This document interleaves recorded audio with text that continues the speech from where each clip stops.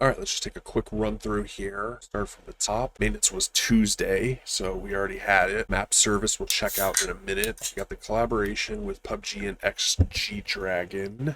PUBG X G Dragon collaboration world features are available until the next update, so probably a couple months out.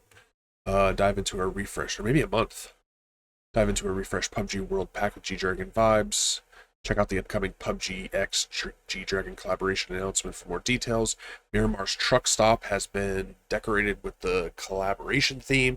You can take the stage and perform to G Dragon's music, and throughout Miramar, you'll also find G Dragon gas stations fan rooms featuring a variety of decorations, including the G Dragon turntable. There will be a PUBG X G Dragon emote stage on some starting island of every 8x8 km map. So what is that? Erangel, Miramar, Vikendi, Destin, Tago. We're missing one, right? Is there only 5? There's one more. Destin, Tago, Rondo, right? Many other maps have G-Dragon visuals, such as themed care packages, blue chip towers, and planes as well. The G-Dragon emote stage is available on some starting islands of Erangel, Miramar, Vikendi, Tago, Destin, and Rondo. Performing a G-Dragon emote on the stage will display the corresponding album image on the screen. You can either join the emote on the stage or watch from below the stage by using the interaction key. Only G-Dragon emotes can be performed on the stage. The G-Dragon emote stage on the starting island, let me just clean my glasses here, can be utilized from the start of the match until players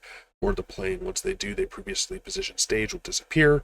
Available in normal match, ranked, and casual. Area modifications, world, Miramar area modifications. Ministeralis has been changed. I have dropped Ministeralis. I'm not sure I like the way the changes are currently. I haven't dropped there enough to know. But as you can see, these pumps, what are they called? They are pumps.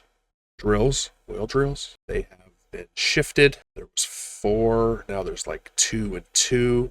Multiple levels before and after. Revamped the overall layout, introducing new structures and looting spots, replaced and repositioned some buildings. The surrounding landscape has been enhanced for better accessibility, removed certain structures, and simplified the terrain to make combat situations easier to read.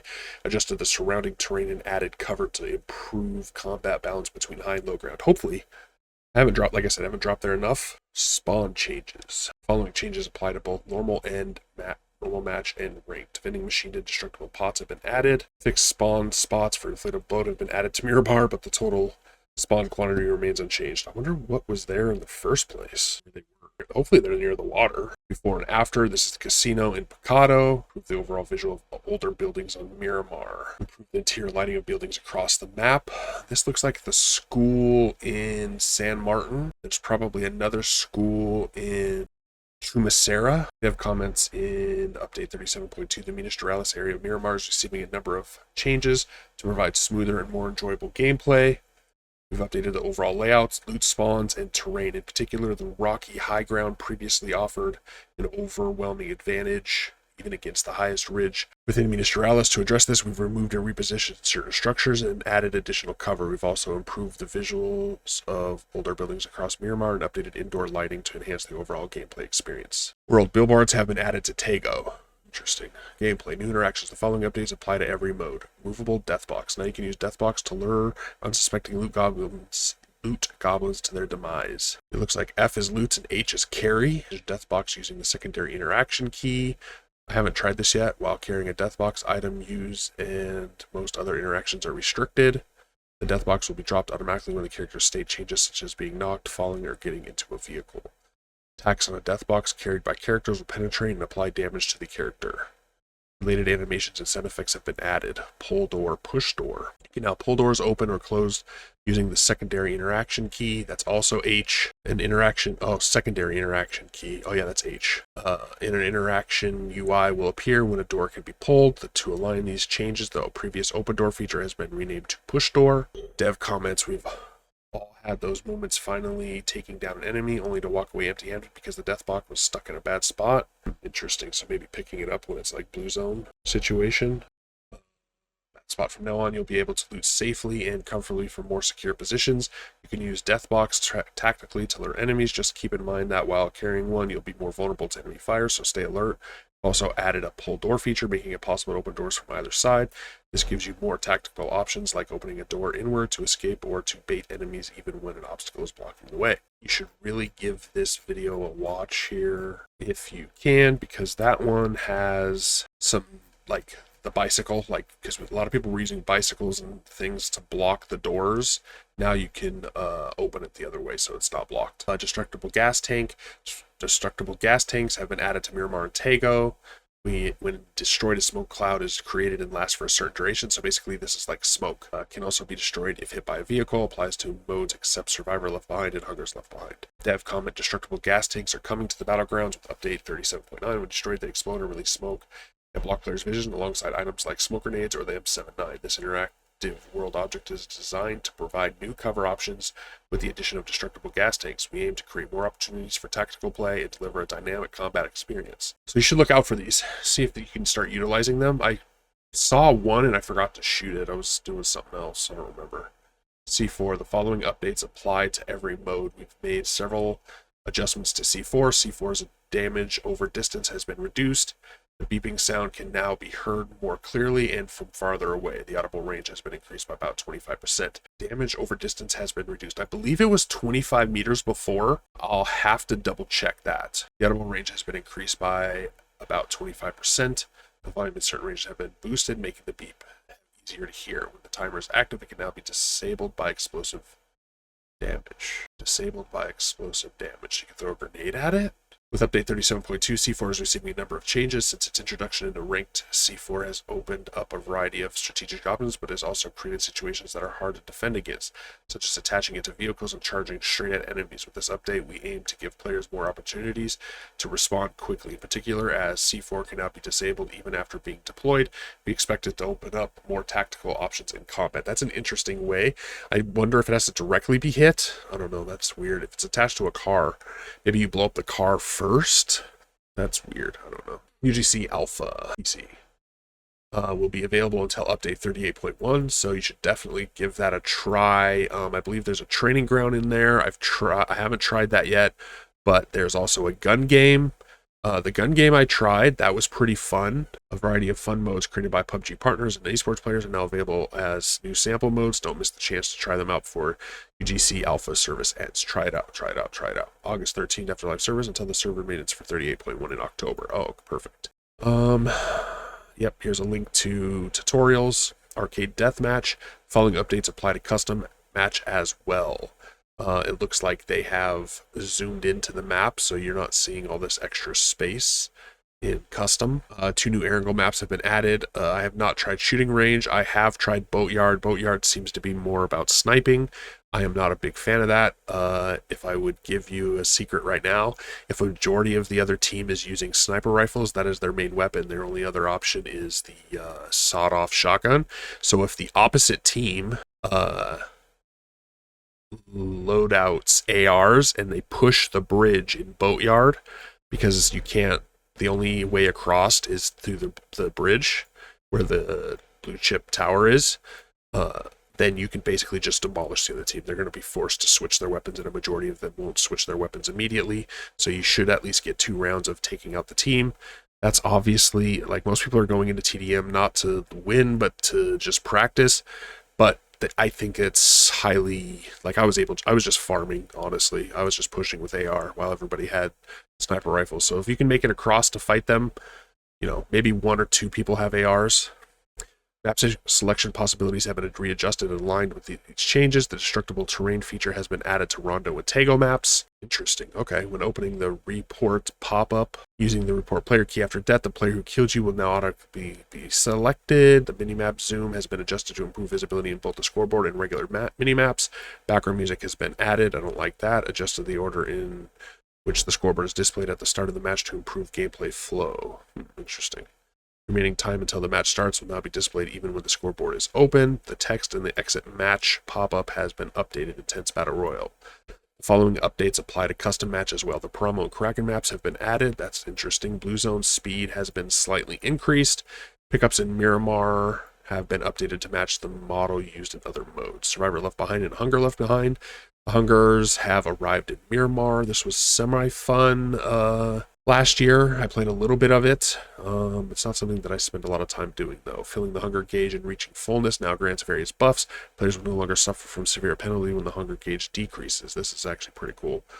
Equipping gear items given at stage rewards reduces incoming damage. Word has it that a secret place lies underground. Interesting. Survivors Left Behind will be from September 25th to October 14th. So this hasn't even dropped yet. Hunger Left Behind starts October 2nd and goes till October 14th. There's probably going to be some events that go along with those, some stuff to earn by playing. So you should look out for those. The destructible terrain setting has been added for Team Deathmatch and Intense Battle Royal. Hideouts, before and after. I do like this layout change. I never liked these on the bottom. On the left seems so much better. It just shows you which guns you have, like, immediately. I forgot that I had the M4 progressive, the signal one. I can't remember which signal one, signal or something like that. So I think it's a better layout. The layout of the hideout weapon page has been revamped. The maximum level display for progressive weapon skins has been changed. The filter feature has been added. The tags progressive, chroma, battle stat were removed from the item name of progressive and battle stat weapon skins. The details will now be displayed in the preview page and item tooltip instead. The maximum number of weapon skins can be salvaged at once has been increased from 12 to 24. This makes sense. I don't know why you would have a limit on it, because you usually just press the button of duplicate and it just fills it up. But maybe, I don't know. Legendary and Ultimate tier items will no longer be included when using the select in order or select duplicate features. Survivor Pass. A brand new Survivor Pass is prepared for update 37.2. Read further details on September store update announcements. We'll look at that in a minute. Workshop.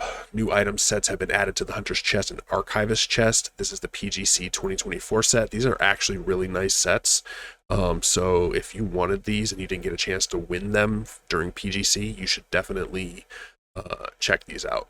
See if you can get them. It's probably going to cost you special crafting tokens. Oh, Archivist tokens. So if you haven't bought Hannah, you've been stacking these probably. So you can probably just buy these up. I currently don't see them. I don't know when they're going to be added. UX and UI. Once all rewards from certain events have been claimed, the event banner in the event center will be marked as complete. Miscellaneous, the tier of time-limited items will be changed to match that of their permanent versions. Performance. Optimize memory to help reduce crashed issues on console performance. Bug fixes gameplay. Fixed an issue where the other player's footstep sounds were not played correctly under specific circumstances. Interesting. Fixed an issue where under specific conditions the connection to host would be lost after dropping from the plane. Fixed an issue where the Scorpion's suppressed firing sound was louder than the unsuppressed sound when fired by other players. Weird.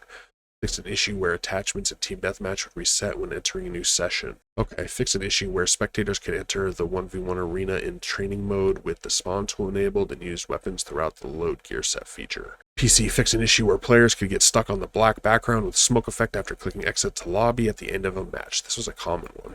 World fixed collision, texture performance, and some other general Tego issues. So they've updated Tego with collision, texture, and performance issues. UX UI fixed a tooltip labeling errors for the BASA bunny shades in the traditional Chinese language setting. Fix an item name errors. Fix it calipers.